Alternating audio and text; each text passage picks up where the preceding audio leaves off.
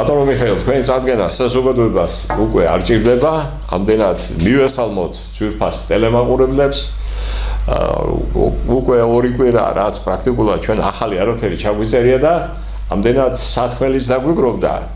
ძალიან სერიოზული შეკითხვებიც დაისვა მთელ რიგ საკითხებთან დაკავშირებით და ახლა მინდა გითხრათ რომ ძალიან ცუდ საქმეზე ქვია ამას რა თქმა უნდა რომ ახლობელი გარდაიცვალა ვიყავი სამეგრელოში იქ ყველაფერთან ერთად ამ ჩვენ გადაცემებსაც შეეხდნენ და გარკვეულად ასე ვთქვათ მოგცეს წინადადებაც გამეკეთა უკვე მოითხოვეს კიდევაც ბჭყალებში რომ გვესაუბრა საზოგადოებისთვის ცალკეულ მნიშვნელოვან საკითხებზე იმ საკითხებთან ერთად რასაც ჩვენ ვამახვილებთ ყურადღებას. ამით იმის თქმა მინდა რომ საზოგადოება უყურებს ამ გადაცემებს, მას უშდება მოთხოვნების და რაც მთავარია მომთხოვნელობა ჩვენს მიმართაც. ესე იგი უკვე ფიქრობენ ისინი რომ ჩვენ იმ დონეს მივახციეთ რომ თამასა აწეულია და იმ თამასის ქვემოთ დაშვება გადაცემის ხარისხის არ შეიძლება. ეს რა თქმა უნდა მისასალმებელია კიდევ ერთხელ მოგესალმებით ძვირფასო ტელემაყურებლებო და იმ ადამიანთა გასაგონდრად მინდა თქვა რომ დღეს ჩვენ საუბარი გვეხება ხევში განვითარებულ მოვლენებთან ეს იყო აღდომის ბრწყინვალე დღესასწაულის დღეებში მოგესალმებათ რომ ხევში რამოდენიმე ახალგაზრდა სრულიად უმიზეზოდ სიცოცხლეს გამოასწავლა ასევე ახალგაზრდა 57 წლის მამაკაცი ну ახლა ამ კლუბის პერიპეტიებზე ჩვენ საუბარი ბუნებრივი არ გვექნება ეს გამოძიების საქმეა როგორც ვიცი გამოძიება დაწყებულია და ბუნებრივია რომ დაწყებული იქნებოდა და შედეგები რა თქმა უნდა საგამოძიებო თვალსაზრისით ამ საქმეზე დადგება მაგრამ ეს თემა თვითონ იქ რაც მოხდა შემდეგ კლუბის შემდეგ განვითარებული მოვლენები მნიშვნელოვანია იმით რომ მასში კარგად ჩანს თუ გონივრულად მიღებულ კანონს როგორ შეუძლია ნორმა და ქცევის წესი რომელიც კანონის ნორმაში დამკვიდრდა იქცეს ტრადიციად. აი რა მაქვს მე მხედველობაში და პირველ რიგში მინდა ტელემაყურებლებს გავახსენო ასეთი ინტერნეტით გავრცელდა სტატია ნახე ეს ვიდეო იაკობ ჯანგავაძის არის ეს 28 აპრილს დაიდო ინტერნეტში და სულ რამოდენიმე აბზაცისგან შედგება და ამდენად ჩემ თავს მივცემ უფლებას რომ ეს შინაარსი გავაცნო ტელემაყურებელს ბატონო მიხეილ და მერე გარკვეული შეფასებები ჩვენეული შეფასებები იმ საკითხთან მიმართებაში რაზეც ხონდა საუბარი გავაკეთოთ. აი ცხადია კლუბა დანაშაულია და ბოდიში წარდება დანაშაულის დავიწყება ან გამართლება. როგორც დაიწერა, კლუბები დაიჭირეს, მისი ოჯახი ხეობას ტოვებს. ამიტომ შემიძლია ცოტა ამ კადრზეც ვთქვა, მუხლებზე მდგარი კაცები არ იყვნენ უშუალოდ მკვლელის ოჯახის წევრები. საგვარეულო იდგა მუხლებზე, რადგან მიწის შეწყვეტა ყველას ერთნაირად ეხება. ეს არ იყო დანაშაულის მონანიება. ეს ქცევა კოლექტიური სინდისის ნაწილია. აქეთ ჭირისუფალი კარში დგას ჩუმადა უყურებს ამ ხალხს და შემდეგ ნელა უხმოდ ხელით ანიშნებს ამოდექით. ეს მოხდა იქ მთაში, სადაც კანონზე ადრე სიტყვა არსებობდა და სამართალზე ადრე ღმერთი შიში. ესაა ჩვენი იდენტობა, რომელიც გლოვის წინ შურისძიებას არ აყენებს, პატიებას კი არ ითხოვ, ადამიანად დარჩენას ცდილობ. ამ ქვეყანას თუ გადარჩენა უწერია, სწორედ ამის გამო. სწორედ იმ კულტურის გამო, რომელსაც ჯერ კიდევ შეუძლია ადამიანი მუხლებზე დააყენოს და მერე წამოაყენოს. ვიღაცები უნიჭოთ იბრალებენ, მაგრამ აქა ნამდვილი ქართული იდენტობა. ეს არის შინაარსი, რომელიც ხალბატონმა თეონმა ახალაიამ დადო ინტერნეტში და რომლის ავტორის გახლავთ იაკობ ჯანგავაძე. ახლა რატომ არის ეს მნიშვნელოვანი?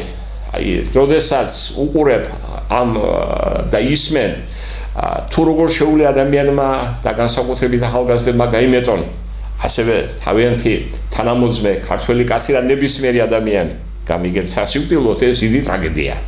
მაგრამ ის რაც ამ კლუბას მოყვა და რაც აქ გადმოცემულია და ვისაც ეს კადრები არ უნახავს მინდა მათ გასაგონდრად თქვა რომ შეიკრიბენ იმ ადამიანთა გვარის წარმომადგენლები რომლებსაც რომელზეც ფიქრობენ, მოდი თუ დანაშაულობის პრეზუმპციას მე არ დავარღვევ, რომ ამ საზეცგარ დანაშაულთან, სასტიკ დანაშაულთან კავშირი აქვთ, შეიკრიბენ, მივიდნენ ჭირისუფალთან, მის ოჯახთან და ნაწილმარზე სველ მიწაზე ფაქტობრივად ასფალტი იყო მგონია და მიწის ნაწილიც ეს ასაკს მიღწეული ადამიანები მუხლებზე დაეშვნენ.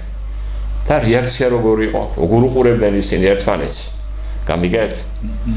მერე თხოვეს ჭირისუფლებმა ფეხზე ადგომა, ერთად შევიდნენ, შეაცილეს მიცვალებულთან და ერთად დაიტირეს. გარდაცვლილი და არა მხოლოდ გარდაცვლილი დაიტირეს. არამედ დაიტირეს თავისიანებიც ის ადამიანები, რომელსაც ყველაზე დიდი ცოდვა ჩაიდინა ამ ქვეყანაზე, ადამიანის სიცოცხლეს წაართვეს და მით უმეტეს უდანაშაულო ადამიანს. ახლა ჩვენს თემასთან მას რა კავშირი შეიძლება გქონდეს? კავშირი იმის, რომ ეს ტრადიცია, თის ტრადიცია, რომ მიხვიდე, ბოდიში მოიხადო, მიცვალებულს პატივი მიაგო და ბოდიშის მოსახდელად მისულ კაცზე აუგი არ თქვას დაზარალებულმა, რომელიც ესოდენ გამწარებულია, ესოდენ დიდი ტკივილია მასში, ხო? აი ამას ყველაფერს ჩემი აზრით და ჩემი გადასახედიდან საფუძველი ჩაუყარა ასეთ ტრადიციებს იმ სწორად გათვლილმა საკანონმდებლო ნორმებმა, რომლებიც საკანონმდებლო აქტების სახით შეიმუშავეს ჩვენ და წინაპრებმა და დღემდე იგი მოვიდა როგორც სამართლებრივი ძეგლები. რა მაქვს ხედულობაში? პირველ რიგში მხედველობაში მაქვს მე გიორგი წინვალეს ზეგლდება. რა თვალსაზრისით ვფიქრობ ასე? ალბათ ეს ინტერესი მოკლებული არ იქნება არც მაყურებლებისათვის და არც თქვენთვის, ბატონო მიხეილ, იმიტომ რომ თემაზე მე პირველად ვლაპარაკობ, თუმცა იმ წიგნში, რომლის რედაქტორის თქვენ ბრძანდებით, ეს არის პატივის ღირსების და საქმე რეპუტაციის დაცვა საქართველოში უძველესი დროიდან საბჭოთა პერიოდის შეთვლით, იქ როდესაც დავახასიათეთ ჩვენ ცალკეული საკანონმდებლო ძეგლები და მათ შორის ზეგლის დება, იქ აღნიშნეთ თუ რაოდენ დიდი როლი ითამაშა პატივისა და ღირსების დაცვის საქმეში ამ საკანონმდებლო აქტმა. მაგრამ აი ახლა რომ გავაანალიზე კიდევ ერთხელ ყველაფერი, მივედი იმ დასკვნამდე, რომ აი ამ ნორმებმაში ჩადებულმა ცალკეულმა ნორმებმა განაპირობა იმ ტრადიციის არსებობა, რომ დაზარალებული კი არ ხვდება პოტენციური დამნაშავის გვარის წარმომადგენლებს ხმლითა და מחვილით და სისხლის აღებაზე კი არ ფიქრობს, არამედ ადამიანად რჩება. და აი ამ ძეგლის დებამ ძალიან დიდი როლი ითამაშა ამ საქმეში. და რატომ? მოგეხსენებათ, რომ საქართველოს ჰქონდა თავისი აღმავლობის პერიოდი. დავით აღმაშენებლის პერიოდი გამოვიარეთ, თამარ მეფის წინვალე პერიოდი გამოვიარეთ, როდესაც მსოფლიოში ანგარის გასაწევი ძალა იყო საქართველო, მაგრამ მონღოლთა ბატონობამ ფაქტობრივად ყველაფერი შეცვალა. და რაც ყველაზე მთავარია, სულიერების და ზნეობის დეგრადაცია დაიწყო მონღოლთა ბატონობით. და ფაქტობრივად მოხდა ისე, რომ ბარი და მთა ერთმანეთისგან გაითიშა, გარკვეული ფაქტორებიდან გამომდინარე. შეიძლება ის რაც დასაშვები იყო ბარში, მიუღებელი აღმოჩნდა მთისთვის, თუმცა ადამიანი, რომელსაც პრობლემები ექნებოდა ბარში მონღოლთა ბატონობის შედეგად, თუ სადმე პოულობდა თავშესაფარს, გარბოდა მთაში და იქ აფარებდა. ანუ თან უფრო მეტად შეინარჩუნა და ზოგჯერ იძულებული ხდებოდა მთის წარმომადგენელი უმკაცრესი კანონებით ებრძოლა ზნეობის ნორმების საწინააღმდეგოდ. და იქ გაბატონდა ერთი რამ, ცენტრალური ხელისუფლების არაარსებობამ განაპირობა ის ფაქტორი, რომ გინდა არ გინდა, იქ სადაც ზნეობა არ არის, ცენტრალური ხელისუფლება არ არის, კანონი არ კანონობს, უკვე ცალკეულმა ადამიანებმა დაიწყეს უკეთური საქმეების ჩადენა, ამას კანონმდებელი უკეთური საქმეების სახელწოდებით მოიხსენიებს. მაგალითად, ისეთი როგორიც არის ცოლის წაგვრა. ადამიანისთვის იმაზე დიდი შეურაცხყოფა რა უნდა იყოს, როცა ცოლს აართმევ, ხო? თავდასხმა, ქონების მიტაცება, მკვლელობა, ცოლის უკანონო დაგდება, გამიგეთ უმიზესოდ დაგდება, საფლავთა შებუწვა და ასე შემდეგ, რა შეიძლება კიდე ამას დავამატოთ ისეთი, რომელიც ადამიანისთვის და მით უმეტეს ქართველისთვის მიუღებელია და მისაღები რომ იყოს. აი ასეთ პირობებში, როდესაც გიორგი ბრწყინვალემ, ეს არის გიორგი მეხუთე, საქართველოს მეფე, რომელიც 1318-1346 წლებში მეფობდა და მისი დიდი ავტორიტეტი, რომლისთვისაც მას ბრწყინვალეს თიკუნი უბოძა საზოგადოებამ და ქართველმა ხალხმა განაპირობა იმან, რომ მთელი ნახევარი საუკუნით ადრე ვიდრე რუსეთმა საქართველომ გადაიგდო მონღოლთა ბატონობის მძიმე უღელი.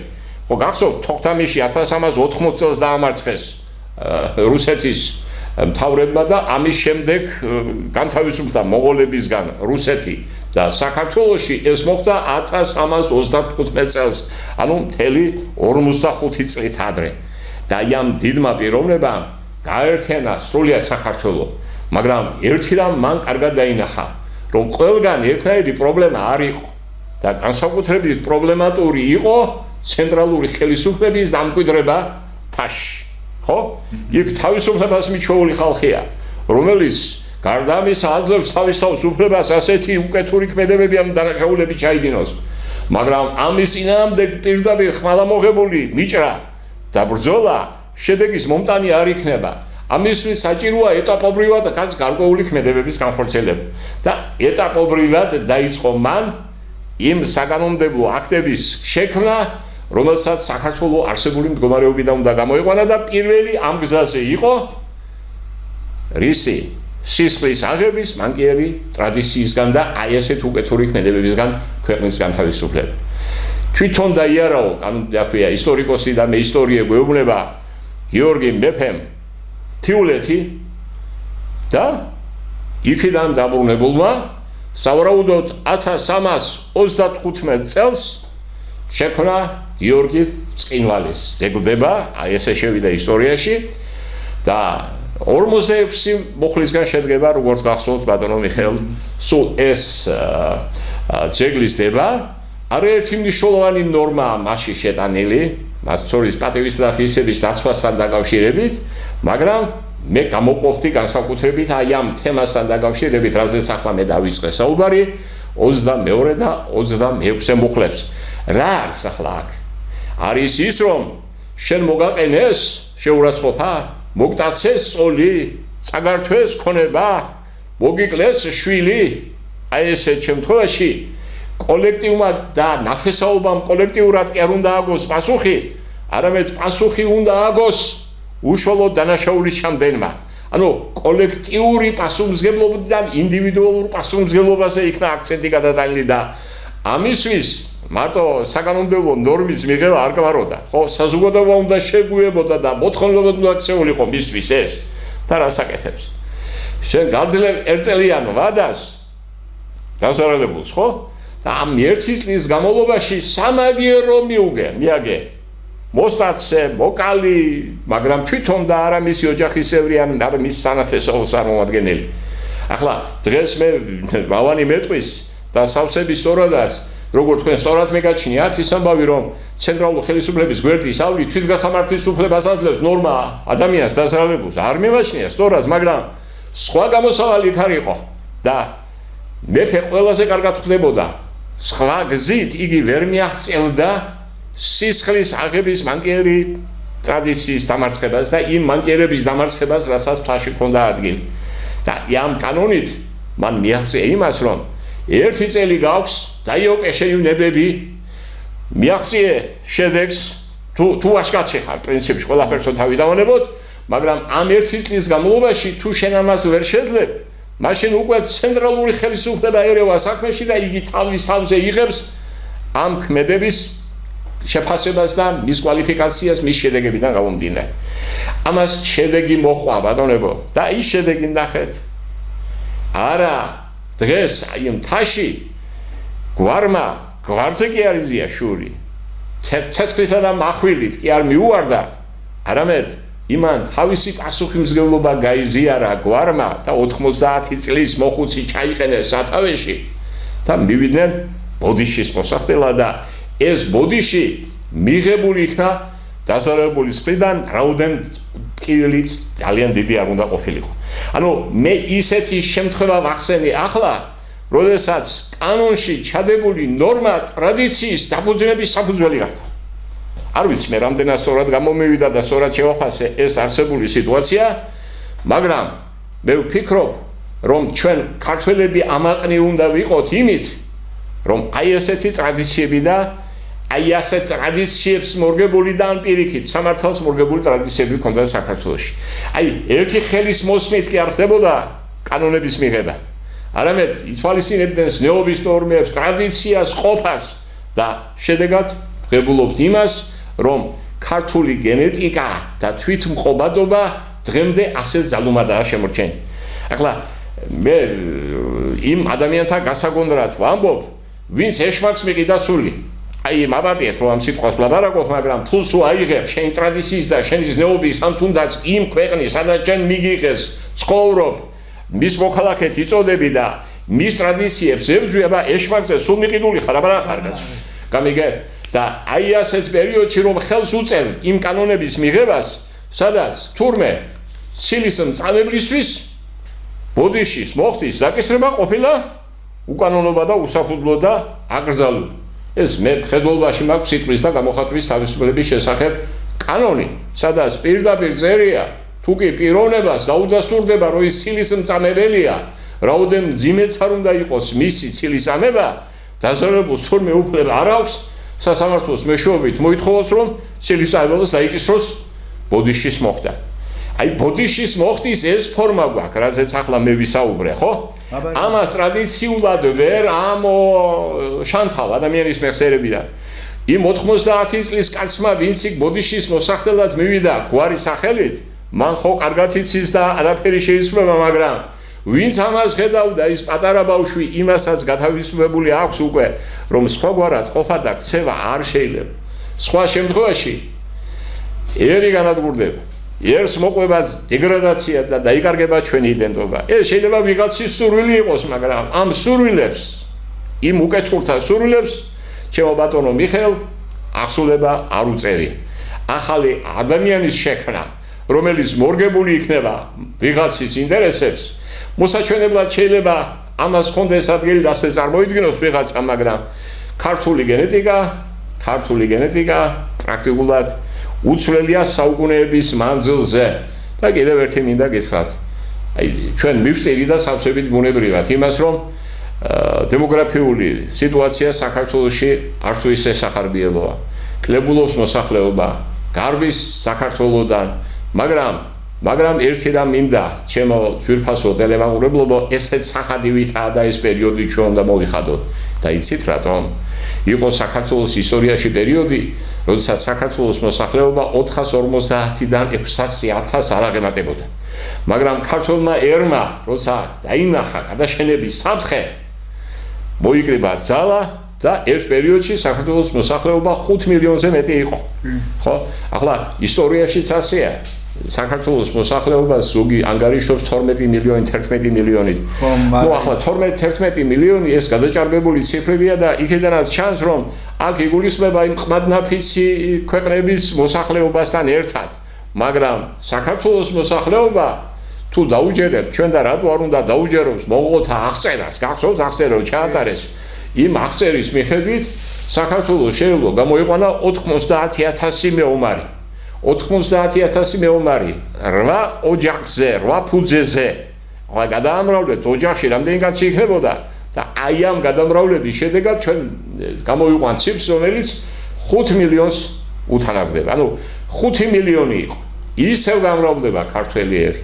მაგრამ გამოფხიზლება რო საჭიროა, მე ამისკენ მოგიწოდებ და იმ ადამიანებსაც მოუწოდებთ. სხვის სამსახურში ჩამდგარ ადამიანებს, რომლებთაც წინაპრები თავის დროზე კაცურად ღირსებით მიიღეს, ჩვენმა წინაპრებმა გულში ჩაიხუტეს და ნუ აქცევენ თავიანთ გვარდა თავის წარმომავლობას საგინებლად. აი ეს მინდოდა მეთქვა მათ გასაგონდრად, მაპატიეთ რომ ცოტა სიტყვა გამიგზელდა, მაგრამ ამის ხმის აუცილებლობა იყო და იმ ჩემი მეგობრის გასაგებადაც მინდა ვთქვა, რომ მე მისი თხოვნა შევასრულე, რამდენად კარგად ეცოდა სხვა თემა, მაგრამ ამ თემას და ამ საკითხს შევეხე ისე როგორც შემეძლო.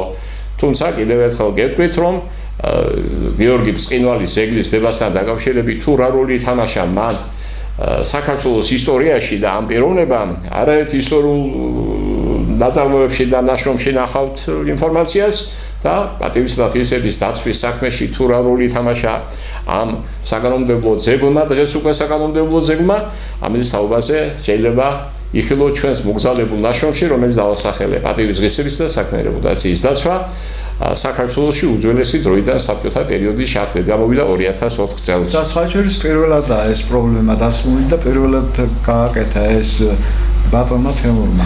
ამას დამატებდით ბატონ მიხეილ? არა ბატონო თემურ, ეხლა ისე ძალიან რთულად და დეტალურად განმარტეთ, რომ ფაქტობრივად ყველაფერი ტოლერანტობა, ერთმანეთის მიმართ შენდობა, აი ეს არის მთავარი. ეხლა იყო შემთხვევები ძალიან ხშირი, როდესაც ერთმანეთს ეკიშებოდნენ საღება და ასე შემდეგ, რომელიც გაცვლებული იყო, მაგრამ აი ეს საკანონმდებლო აქტი გიორგი ბრწყინვალის აი უკვე რამდენი წელი გავიდა, რამდენი წლები გავიდა, ეს იყო მე-14 საუკუნეში, ხო? დიახ, მე-14 საუკუნეში. და დღესაც აგერ აი ტრადიცია, ჩვენ როდესაც გვინდა რომ მივიღოთ საკანონმდებლო რაიმე კანონები, პირველ რიგში ჩვენს ტრადიციებს, ჩვენს მენტალიტეტიდან და გამოვიდეთ და არა თქვათ უცხოეთის ქვეყნებისგან გამოვიდანოთ. აი ეს არის. ეს სწორად გათვლილმა საკანონმდებლო დაბიჯერმა და გამიგეთ, აი დღემდე იმუშავა და მის შედეგს ხედავთ. აგერ დასაფასებელია ეს პიროვნება, ამიტომაც ვქვა მას ბრწყინვალე, ქართველი ერი არსება ადამიანის შეფასებაში, ხო და მისი ღვაწლის შეფასებაში. ახლა მეორე საკითხი, რაც ასევე ძალიან მნიშვნელოვანია და ერთ-ერთი ყველაზე აქტუალური საკითხია, ბატონო მიხეილ და მე შევეცდები რომ თქვენ ამ თემაზე უფრო მეტი ლაპარაკოთ, ვიდრე მე პირველ საკითხზე მეტი მომივიდა საუბარი, ეს არის თუ როგორ ხდება, რა სამართლებრივი საფუძვლები არსებობს იმისთვის, როდესაც გამოდის თქვათ ევროკავშირის წარმომადგენლები, ევროპარლამენტის, სხვა სტრუქტურების ხელმძღვანელები ითხოვენ და აღწევენ კიდევაც იმას, რომ თქვათ კორუფციასთან ბრძოლის საბაბით სანქციები დაუწესონ მავანს, რომელიმე ქვეყნის წარმომადგენლებს, შორის იმ ქვეყნის წარმომადგენლებს, რომლებიც ევროკავშირის წევრები არ არიან. აი, რა სამართლებრივი საფუძველი არსებობს და რამდენად გამართლებულია ეს?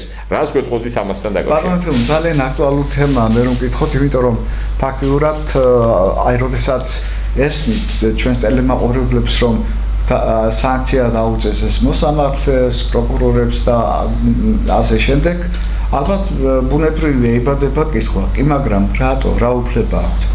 და ამაზე მე მინდა ამ საკითხზე მინდა განმარტო. ბატონო ხა ზოგჯერ აგიდევას რომ თურმე იქნება არსებობს მართლა ამის საკანონმდებლო აქტები, რომელიც ასეც ფიქრობს ადამიანი, ხო?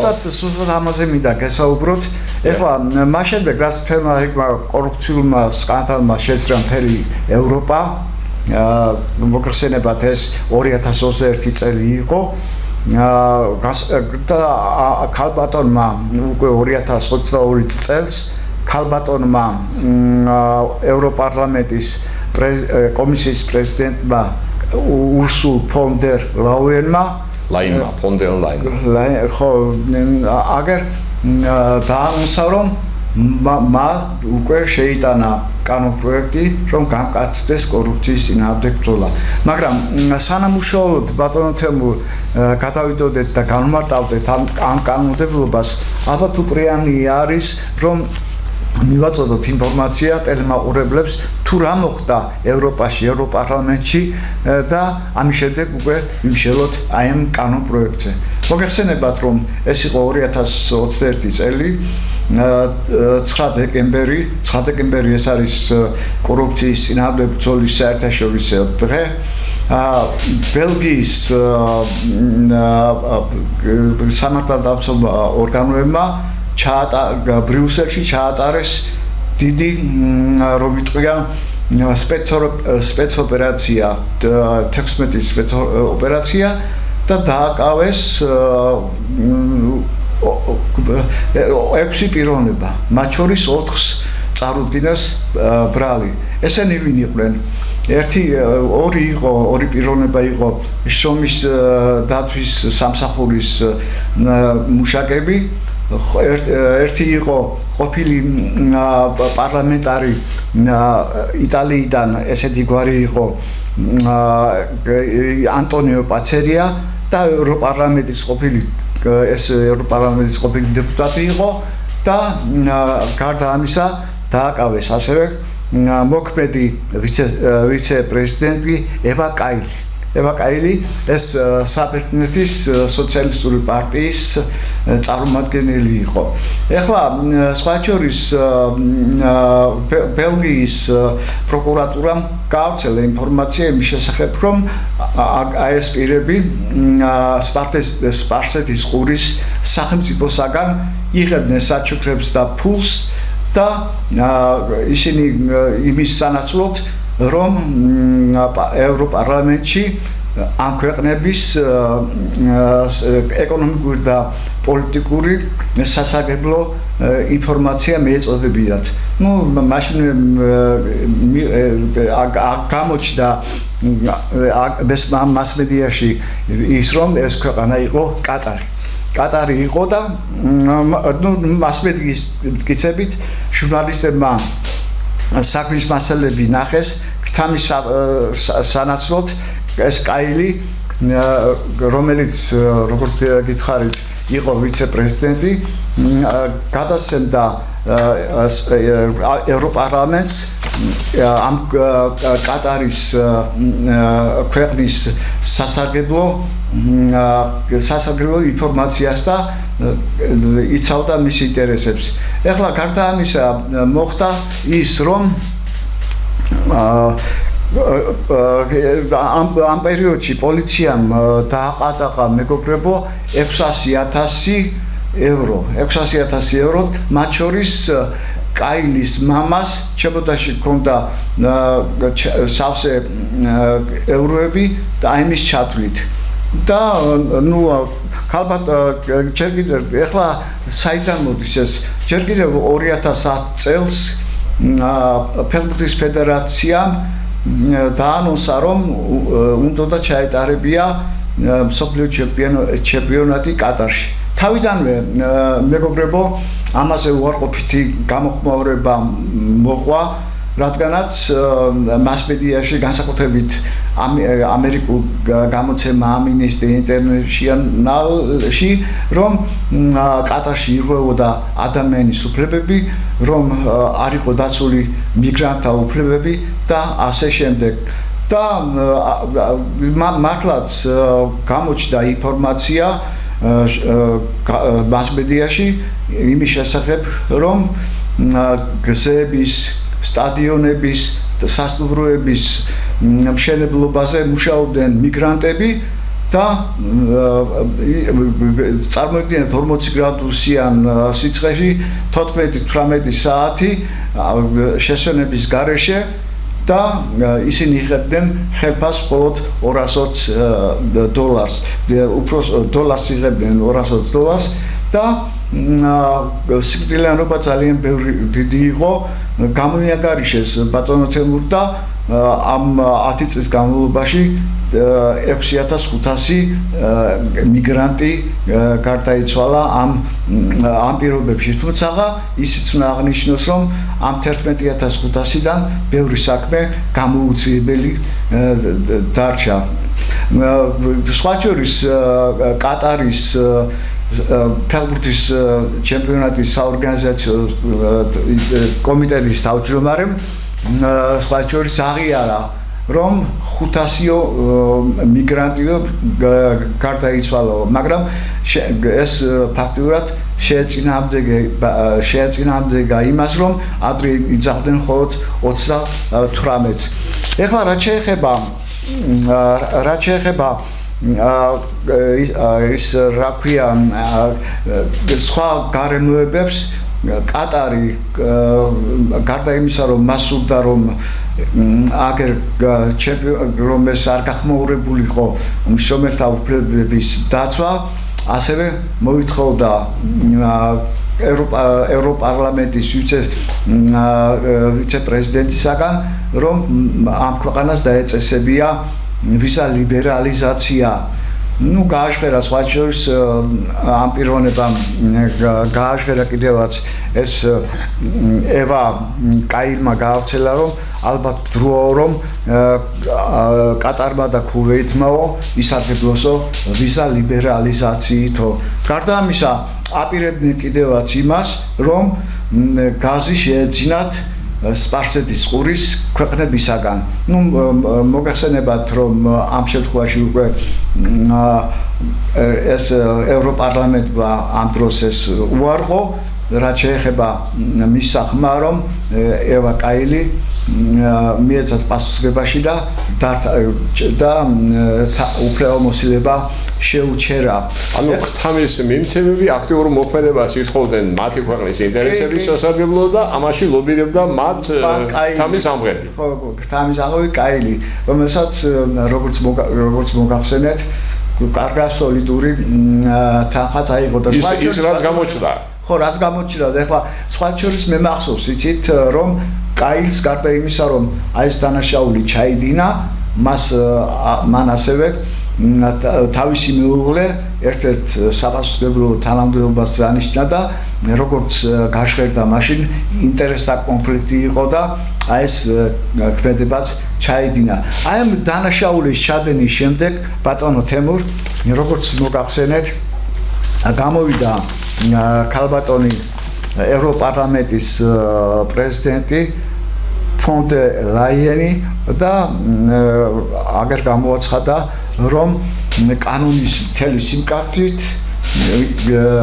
განხორციელებოდა ნებისმიერი სახის კორუფცია, ბრძოლა არა მარტო ევროკავშირის ქვეყნებში, არამედ ისეთ ქვეყნებში, ანუ მესამე ქვეყნებში, რომლებიც არ არიან ევროკავშირის წევრები.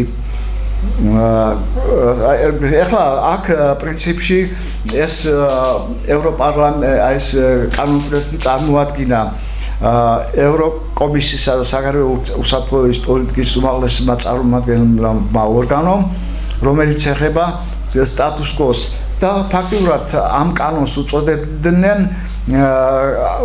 რომ იტყვიან ქვაკუთხედს უწოდებდნენ და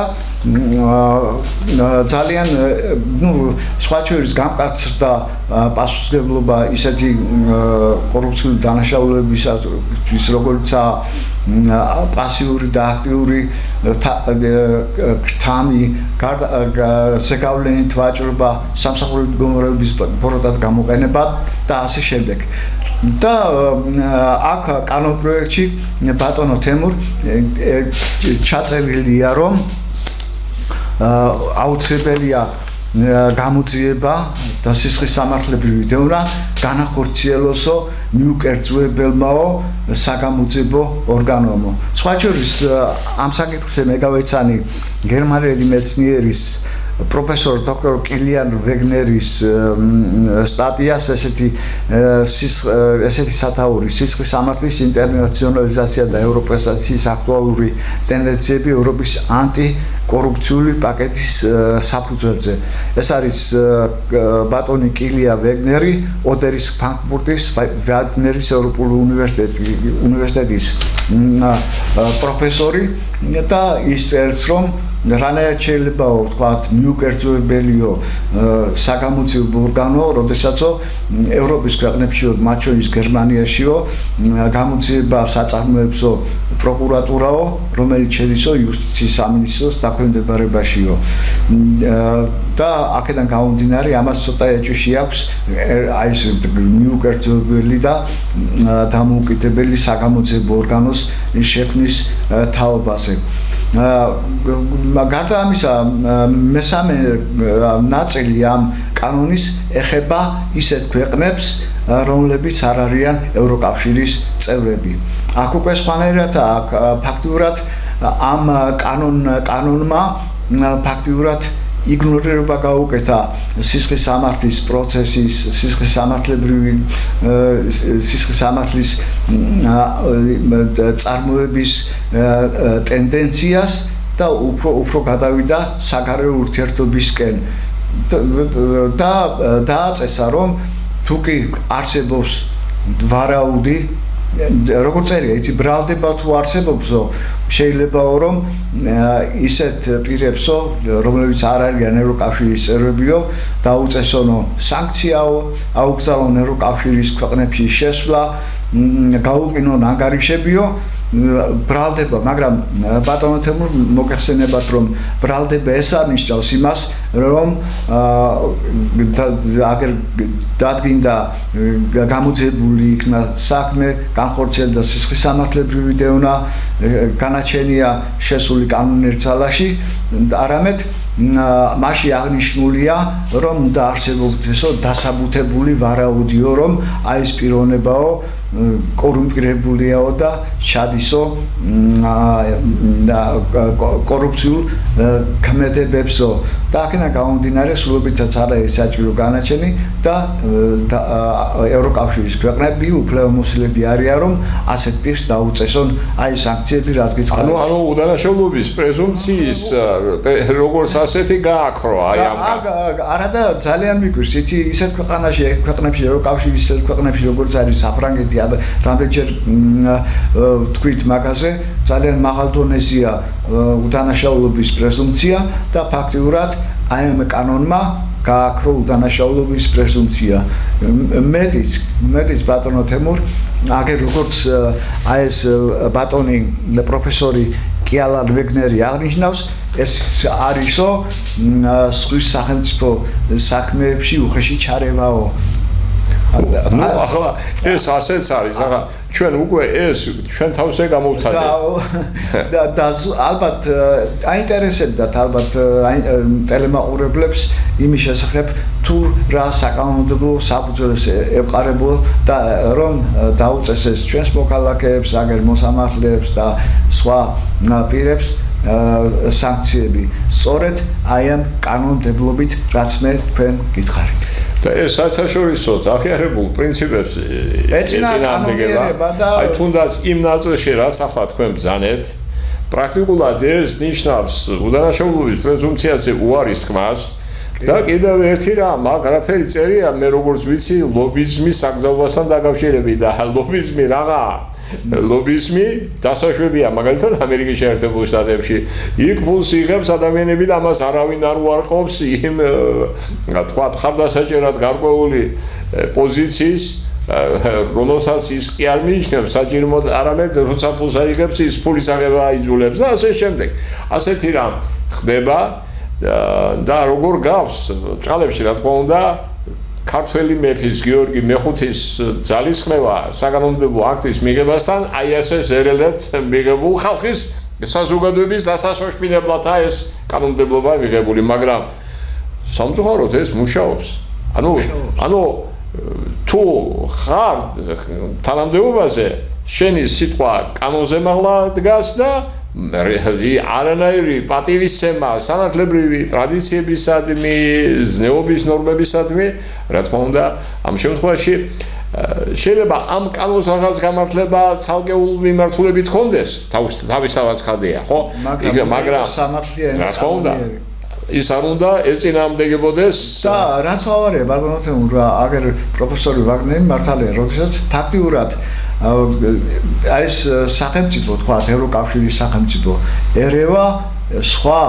არ ევროკავშირის სახელმწიფოს შიდა საქმეებში ну ახლა ეს საფსებუნებრივია ფაქტობრივად ეს ევროკავშირი და ევროპის საბჭო თუნდაც იქ საუბარი რაზეა საუბარი იმაზეა რომ შენ რაღაც შენ სუვერენიტეტზე ნაწილობრივ უარი უნდა თქვა რაღაც კანონმდებლობა უნდა მიიღო რაც მთლიანობაში ერთ ჩარჩოში მოგაქცევს ადამიანთა ქცევას მაგრამ იქვე ნათქვამია რასაც ივიწყებენ რომ შენს კულტურაზე ტრადიციაზე ზნეობაზე უარი არ უნდა თქვა გავიგეთ აი სწორედ ხელოვნება ის იქნება რომ აი ამ გაერთიანებაში შემავალი ქვეყნების ინტერესების თანხმედრა მოხდეს იმ დაგვარად რომ არც ერთი დაზარალდეს და არც მეორე და თან კიდე ალბათ დამეთანხმებით ტელემაყურებლებო იმაში რომ თვითონ ევროკავშირში მიმოსვლის აკრძალვა დასანქცირება გაყინვა ანგარიშების ესეც გარკვეული სანქციაა ამითაც ილახება ადამიანის უფლებები და ფაქტიურად კონსტიტუციის უფლება გადაადგილების თავისუფლების და თვითონ ევროპის ადამიანის უფლება დაცვის კონვენცია ეწინააღმდეგება ხო, მაგრამ გამკაცრება არ ნიშნავს იმას, რომ გამკაცდეს ისე რომ კანონის დარღვევით მოხდეს ეს გამკაცრება. უნდა გამკაცრება უნდა მოხდეს კანონის შესაბამისად. და აი ამ გაერთიანებას შემოვალი სახელმწიფოთა კონსენსუსის შედეგად და არ უნდა მოახვიონ თავს ის კანონები, რაც მათვისაა მისაღებით. ნუ ახლა მე აქ უფრო იმის მცდელობას ვხედავ, რომ ვიცე-პრეზიდენტამდე რომ მივიდა ეს, რომ ვიღაცამ ჩაჭრა მასთან მისასვლელი გზები და კიდევ. ნუ ამისი თქმის უფლება და ვარაუდით ჩვენ გვაქვს, ეს არის აზრი, ხო, სუბიექტურ შეფასებით ხასიათმსჯელობა. და მე კიდევ ერთხელ მინდა გითხრათ, თუ დავაყოფილეთ თქვენი ცნობისმოყვარეობა ამ ორ საკითხთან დაკავშირებით, ეს ძალიან დიდი ბედნიერება იქნება ჩვენთვის. ამით ამოიწურა ჩვენი ეთერში ყოფნის დრო. ვერ შევჩერდებით სამწუხაროდ იმ ადამიანთა ჩამოთვლაზე, ვინც ქმნიდა და ქმნის საქართველოს ისტორიას, მაგრამ გადავდოთ იგი სამომავლოდ. ამ სურვილებით, კეთილი სურვილებით, გემშვიდობებით, მოგვაწოდეთ თქვენი წინადადებები და ჩვენ შეძლებს დაგვარად შევეცდებით, რომ სამართლებრივ ჭრილში განვიხილოთ ისინი და მოგვაწოდოთ ჩვენეული ხედვა მათთან დაკავშირებით. კარგად ბრძანდებოდეთ. კარგად ბრძანდებოდეთ.